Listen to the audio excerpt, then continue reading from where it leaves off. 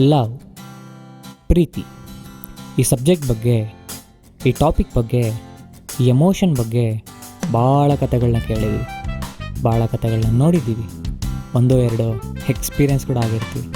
ಆದರೆ ಈ ಲವ್ ಅನ್ನೋ ಕಾನ್ಸೆಪ್ಟ್ ಹೇಗೆ ಶುರು ಆಯಿತು ಆ್ಯಂಡ್ ಇದಕ್ಕೆ ಯಾಕೆ ಇಷ್ಟು ಪವರ್ ಅಂತ ಯೋಚನೆ ಮಾಡ್ತಾ ಇರಬೇಕಾದ್ರೆ ನನಗೆ ಗೊತ್ತಾಗಿರೋ ನಿಜಾನೇ ಈ ಆಫ್ ಹಾರ್ಟ್.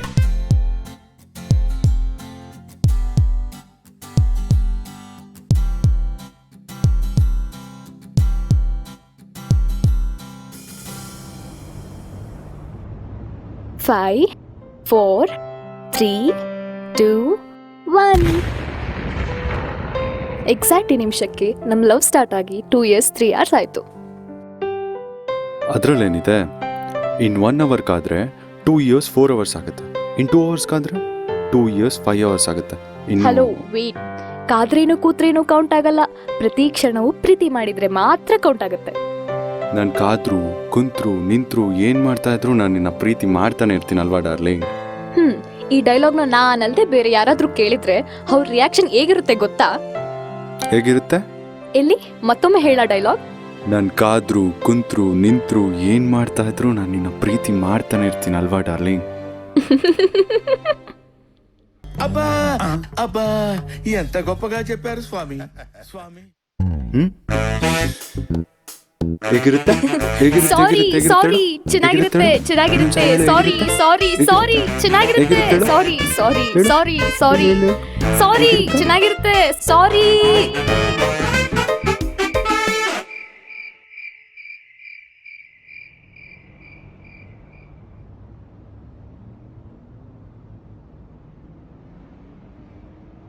ನಂದು ನಿನ್ಗೊಂದು ಕ್ವೆಶನ್ ಕೇಳ್ತೀನಿ, ಹಾನೆಸ್ಟ್ ಆಗಿ ಆನ್ಸರ್ ಮಾಡ್ತೀಯಾ? ಆನೆಸ್ಟಾಗಿ ಆನ್ಸರ್ ಮಾಡಬೇಕಾ? ಮಾಡೋಣ. ಕ್ವಶನ್ ಏನು? ಏನಿಲ್ಲ, ನಾವು ಕಾಲೇಜಲ್ಲಿ ಇರಬೇಕಾದ್ರೆ ನನಗಿಂತ ಚೆನ್ನಾಗಿರೋರು, ನನಗಿಂತ ಚೆನ್ನಾಗಿ ಓದೋರು, ನನಗಿಂತ ಎಲ್ಲದರಲ್ಲೂ ಬೆಟರ್ ಆಗಿರೋ ಎಷ್ಟೋ ಜನ ಹುಡುಗಿರಿದ್ರು. ನೀನು ನನ್ನನ್ನು ಲವ್ ಮಾಡೋಕ್ಕೆ ರೀಸನ್ ಏನು? ಹೇಳ್ತೀನಿ ಕೇಳು. ಹೇಳು. ನಾವೊಂದಿನ ರಾತ್ರಿ ಆಕಾಶದ ಕಡೆ ನೋಡ್ತಿರ್ಬೇಕಾದ್ರೆ ಸಡನ್ ಆಗಿ ಆಕಾಶದಲ್ಲಿರೋ ಎಲ್ಲ ಚುಕ್ಕಿಗಳು ನನ್ನ ಕಡೆ ತಿರುಗಿ ಒಂದು ಕ್ವಶನ್ ಕೇಳಿದ್ವು. ನೀನು ಯಾಕೆ ಆ ಹುಡುಗಿನ ಅಷ್ಟು ಪ್ರೀತಿ ಮಾಡ್ತಿದ್ಯಾ ಅಂತ.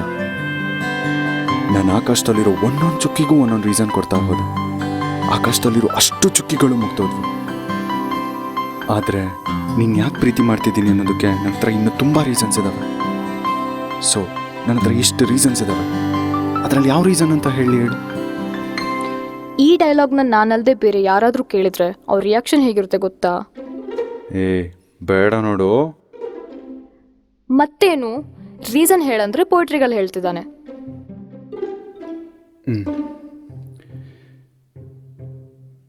ನೋಡೋಕೆ ಎಷ್ಟು ಚೆನ್ನಾಗಿದ್ಯಾ, ಒಳ್ಳೆ ಹುಡುಗಿ ಇದೆಯಾ, ಅದಕ್ಕಿಂತ ಇನ್ನೇನು ಬೇಕು ಹೇಳು.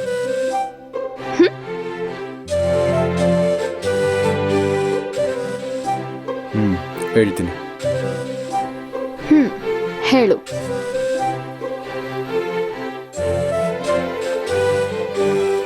ನಾನು ಹುಟ್ಟಿ 5 ನಿಮಿಷಕ್ಕೆ ಕಣ್ ತೆರೆದೆ. ಫ್ಯೂ ಮಂತ್ಸ್ಗೆ ನಡೆಯೋದು ಕಲಿತೆ. ಹೀಗೆ ನಾನು ಬೆಳೀತಾ ಬೆಳೀತಾ ನನ್ನ ಬಾಡಿಯಲ್ಲಿರೋ ಪಾರ್ಟ್ಸ್ ಎಲ್ಲ ಆಕ್ಟಿವೇಟ್ ಆಗ್ತಾ ಬಂತು. ಸರ್ಟನ್ ಏಜಿಗೆ ಬಂದಮೇಲೆ ನನ್ನ ಬಾಡಿಯಲ್ಲಿರೋ ಎಲ್ಲ ಪಾರ್ಟ್ಸು ಆಕ್ಟಿವೇಟ್ ಆದ್ರೂ ಇನ್ನೂ ಏನೋ ಇನ್ಕಂಪ್ಲೀಟ್ನೆಸ್ ಫೀಲಿಂಗ್ ನನ್ನ ಕಾಡ್ತಿತ್ತು. ನೀನು ಸಿಗೋವರೆಗೂ ಆ ಇನ್ಕಂಪ್ಲೀಟ್ನೆಸ್ ಫೀಲಿಂಗ್ ನನ್ನ ಕಾಡ್ತಾನೆ ಇತ್ತು. 2 ವರ್ಷದಿಂದ ಮೊದಲನೇ ಸಲ ನೀನು ನೋಡಿದೆ. ಫಸ್ಟ್ ಟೈಮ್ ನಿನ್ನ ನೋಡಿದಾಗ ಏನು ಸಖತ್ತಾಗಿದ್ದಾಳೆ ಅನ್ನಿಸ್ತು.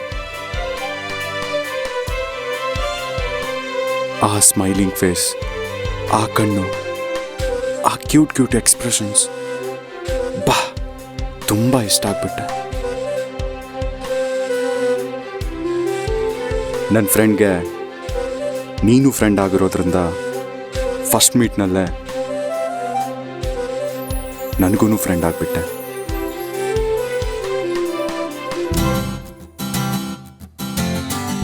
ಆ ಸ್ಟಾರ್ಟಿಂಗ್ ದಿನಗಳಲ್ಲಿ ನೀನು ನನ್ನ ಕಡೆ ನೋಡ್ತಾ ನಗ್ತಾ ನಗ್ತಾ ಮಾತಾಡ್ತಾ ಇದ್ರೆ ನನ್ನ ಹೃದಯ ಲಬ್ ಡಬ್ ಅಂತ ಹೊಡ್ಕೊಂಡಂಗೆಲ್ಲ ಬ್ಲಡ್ ಜೊತೆಗೆ ಹ್ಯಾಪಿನೆಸ್ ಕೂಡ ಮಿಕ್ಸ್ ಆಗಿ ಬಾಡಿಯಲ್ಲಿರೋ ಎಲ್ಲ ಪಾರ್ಟ್ಸ್ಗೂ ಸ್ಪ್ರೆಡ್ ಆದಾಗೆ ಅನ್ನಿಸ್ತಿತ್ತು. ಟೈಮ್ ಕಳೀತಾ ತುಂಬ ಕ್ಲೋಸ್ ಆದ್ವಿ. ಎಷ್ಟು ಕ್ಲೋಸ್ ಆದ್ವಿ ಅಂದರೆ ನೀನು ನನ್ನ ಬಿಟ್ಟು ಹೋಗ್ತಾ ಇದ್ರೆ ನನ್ನ ಬಾಡಿಯಲ್ಲಿರೋ ಅರ್ಧ ಪಾರ್ಟ್ ನನ್ನ ಬಿಟ್ಟು ಹೋದಾಗ ಅನ್ನಿಸ್ತಿತ್ತು. ಆವಾಗ ನಾನು ನಿನ್ನ ಬಹಳ ಮಿಸ್ ಮಾಡ್ಕೊತಿದ್ದೆ. ಅದಕ್ಕೆ ತುಂಬ ಆಲೋಚನೆ ಮಾಡಿ ಒಂದು ಡಿಸೈಡ್ ಆದೆ.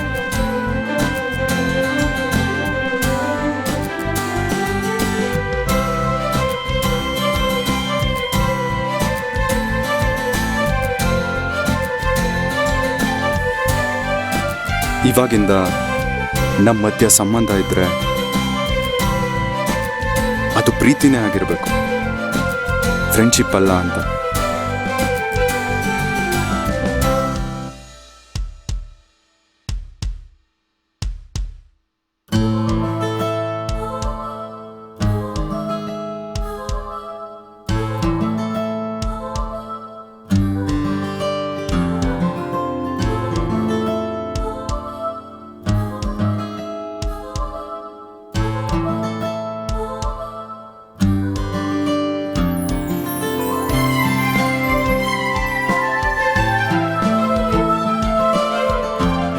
ನಾವು ಹುಟ್ಟಿ 2 ನಿಮಿಷಕ್ಕೆ ಕಣ್ಣು, 2 ವರ್ಷಕ್ಕೆ ಮಾತು, ಅದಾದ್ಮೇಲೆ ನಡೆಯೋದು.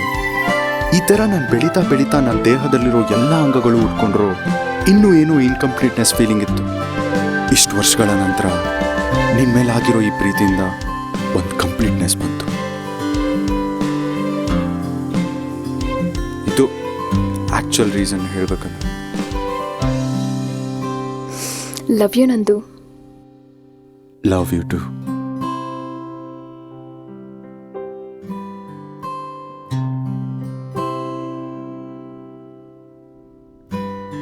ನಂದು, ನೀನು ಲಾಸ್ಟಲ್ಲಿ ಒಂದು ಮಾತು ಹೇಳಿದೆ ಗೊತ್ತಾ, ನನ್ನ ಮೇಲೆ ಪ್ರೀತಿ ಆದಾಗಿಂದ ಒಂದು ಕಂಪ್ಲೀಟ್ನೆಸ್ ಫೀಲಿಂಗ್ ಬಂತು ಅಂತ. ಹೌದು, ನಿನ್ನ ಪ್ರೀತಿ ಮಾಡಿದಾಗಿಂದ ಅದೇ ಫೀಲಿಂಗ್ ತಾನೇ ಇರೋದು. ನಿನ್ನ ಮಾತು ಕೇಳ್ತಾ ಇದ್ರೆ ಒಂದು ಸ್ಟೋರಿ ನೆನ್ಪು ಬರುತ್ತೆ, ಪ್ಲಾಟೋ ಸಿಂಪೋಸಿಯಂ ಅಂತ. ಗೊತ್ತಾದ್ರ ಬಗ್ಗೆ? Plateau symposium? ಏನದು? ಹೇಳ್ತೀನಿ, ಕೇಳ್ತೀಯಾ? ಹೇಳು, ಕೇಳ್ತೀನಿ. ಪ್ಲಾಟೋ ಸಿಂಪೋಸಿಯಂ ಇದು ಪ್ಲಾಟೋ ಅನ್ನೋ ಒಬ್ಬ ಗ್ರೀಕ್ ಫಿಲಾಸಫರ್ ಬರೆದಿರೋ ಸ್ಟೋರಿ. ಅದರಲ್ಲಿ ಅವರು ಏನು ಹೇಳಿದ್ದಾರಂದ್ರೆ, ಮುಂಚೆ ಮನುಷ್ಯರು ಒಂದು ಹುಡುಗ ಒಂದು ಹುಡುಗಿ ಹಗ್ ಮಾಡ್ಕೊಂಡ್ರೆ ಹೇಗಿರ್ತಾರಲ್ಲ ಆ ಥರ ಇದ್ರು. ಅಂದರೆ ಅವರಿಗೆ 4 ಕಾಲು, 4 ಕೈ, 2 ತಲೆ, ಒಟ್ಟಲ್ಲಿ ಒಂದು ಹುಡುಗ ಒಂದು ಹುಡುಗಿಗೆ ಇರಬೇಕಾಗಿರೋ ಎಲ್ಲ ಬಾಡಿ ಪಾರ್ಟ್ಸ್ ಅವರಿಗೆ ಒಂದು ಬಾಡಿನಲ್ಲಿತ್ತು. ಆದರೆ ಹಾರ್ಟ್ ಮಾತ್ರ ಒಂದೇ.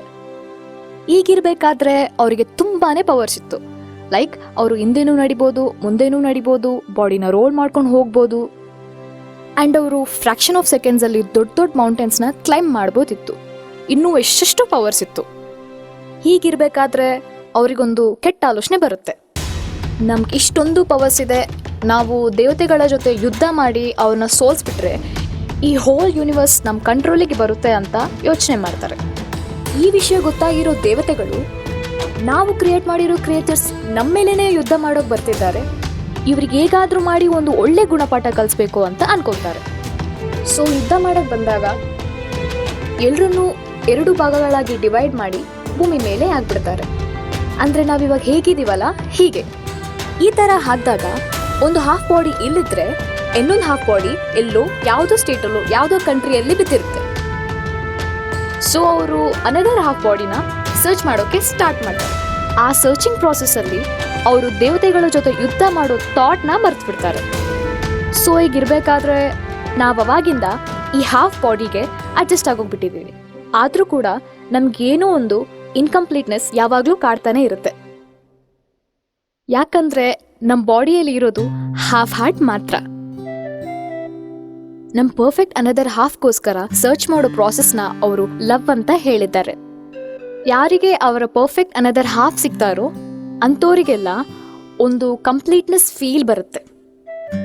ಆ್ಯಂಡ್ ನಂದು, ನೀನೊಂದು ಮಾತು ಹೇಳಿದೆ ಗೊತ್ತಾ, ನನ್ನ ಮೇಲೆ ಪ್ರೀತಿ ಆದಾಗಿಂದ ನಿನಗೊಂದು ಕಂಪ್ಲೀಟ್ನೆಸ್ ಫೀಲಿಂಗ್ ಬಂತು ಅಂತ. ಅದು ಯಾಕಂದ್ರೆ ಗೊತ್ತಾ, because I am your perfect another half.